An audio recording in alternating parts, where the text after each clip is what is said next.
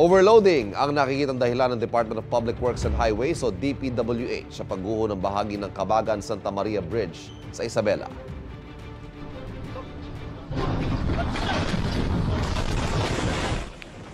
Yan ang viral na dashcam video na kuha ang aktual na pagguho ng nasabing tulay noong February 27.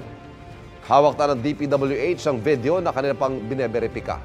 Ayon sa DPWH, 44 na tonelada lang ang kapasidad ng tulay pero nasa 100 tonelada ang bigat ng dumaan na truck. Tinitignan din ng DPWH ang kakaibang disenyo ng tulay dahil sa halip na bakal na lubid, tensile steel ang ginamit dito. Sa isa namang CCTV, makikita ang magkasunod na pagdaan sa tulay ng dalawang truck na may kargang mga bato. Sabi ni DPWH Secretary Manuel Banoan, nakalusot ang naunang truck habang gumuho na ang tulay sa pagdaan ng ikalawa. May isa pa sanang truck na daraan doon base sa kuha ng CCTV.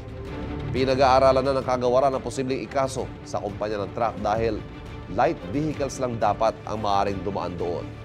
Sinusubukan pa namin kunan ng pahayag ang pribadong consortium na nagdisenyo ng Cabagan-Santa Maria Bridge. Yeah, normally, ang alam namin dito is actually when you do this kind of a structure, dapat yung cable, cable strands ang dapat ginagamit dito. Because may tensile stress para gumagano ng konti yung tulay pagkano. When it is rigid, talagang when it snaps. Kapuso, huwag magpapahuli sa latest news and updates. Mag-iuna ka sa balita at mag-subscribe sa YouTube channel ng GMA Integrated News.